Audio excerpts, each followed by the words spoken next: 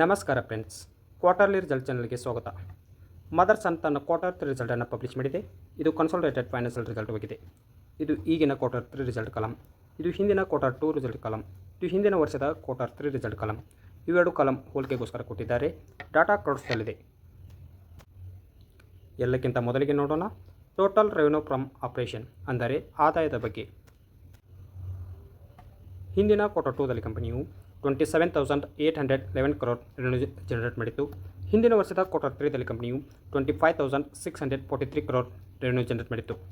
ಈಗಿನ ಕ್ವಾರ್ಟರ್ 3ದಲ್ಲಿ ಕಂಪನಿಯು 27,665 crore revenue generate ಮಾಡಿದೆ. ಕಂಪನಿಯ ರೆವೆನ್ಯೂವನ್ನು ಏರ್ ಟು ಏರ್ ಕಂಪ್ಯಾರಿಸನ್ ಮಾಡಿದಾಗ 7.8% ಅಷ್ಟು ಏರಿಕೆಯಾಗಿದೆ. ಅದೇ ಕಂಪನಿಯ ರೆವೆನ್ಯೂವನ್ನು ಕ್ವಾರ್ಟರ್ ಟು ಕ್ವಾರ್ಟರ್ ಕಂಪ್ಯಾರಿಸನ್ ಮಾಡಿದಾಗ ಆಲ್ಮೋಸ್ಟ್ ಫ್ಲಾಟ್ ನಂಬರ್ ಎಂದು ಹೇಳ್ಬೋದು.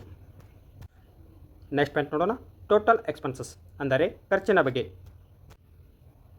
ಹಿಂದಿನ ಕ್ವಾರ್ಟರ್ 2ದಲ್ಲಿ ಕಂಪನಿಯು 27,012 crore ಖರ್ಚು ಮಾಡಿತ್ತು. ಹಿಂದಿನ ವರ್ಷದ ಕ್ವಾರ್ಟರ್ 3ದಲ್ಲಿ ಕಂಪನಿಯು 24,910 crore ಖರ್ಚು ಮಾಡಿತ್ತು. ಈಗಿನ ಕ್ವಾರ್ಟರ್ 3ದಲ್ಲಿ ಕಂಪನಿಯು 26,558 crore ಖರ್ಚು ಮಾಡಿದೆ. ನೆಕ್ಸ್ಟ್ ಪಾಯಿಂಟ್ ನೋಡೋಣ ಪ್ರಾಫಿಟ್ ಫಾರ್ ದ ಪೀರಿಯಡ್, ಅಂದರೆ ಲಾಭದ ಬಗ್ಗೆ. ಹಿಂದಿನ ಕ್ವಾರ್ಟರ್ 2ದಲ್ಲಿ ಕಂಪನಿಯು 948 crore ಪ್ರಾಫಿಟ್ ಮಾಡಿತ್ತು. ಹಿಂದಿನ ವರ್ಷದ ಕ್ವಾರ್ಟರ್ 3ದಲ್ಲಿ ಕಂಪನಿಯು 633 crore ಪ್ರಾಫಿಟ್ ಮಾಡಿತ್ತು. ಈಗಿನ ಕ್ವಾರ್ಟರ್ 3ದಲ್ಲಿ ಕಂಪನಿಯು 984 crore ಪ್ರಾಫಿಟ್ ಮಾಡಿದೆ. ಕಂಪನಿಯ ಪ್ರಾಫಿಟನ್ನು ಏರ್ ಟು ಏರ್ ಕಂಪ್ಯಾರಿಸನ್ ಮಾಡಿದಾಗ 55.4% ಅಷ್ಟು ಏರಿಕೆಯಾಗಿದೆ.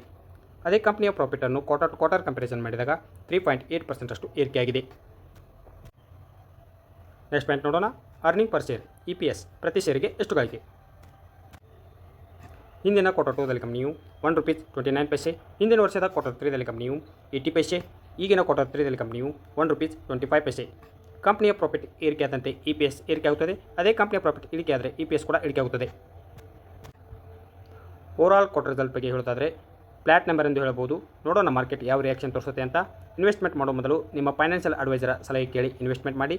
ವಿಡಿಯೋ ಇಷ್ಟವಾದರೆ ಲೈಕ್ ಮಾಡಿ, ಶೇರ್ ಮಾಡಿ ಮತ್ತು ಸಬ್ಸ್ಕ್ರೈಬ್ ಮಾಡ್ಕೊಳ್ಳಿ. ನಮಸ್ಕಾರ.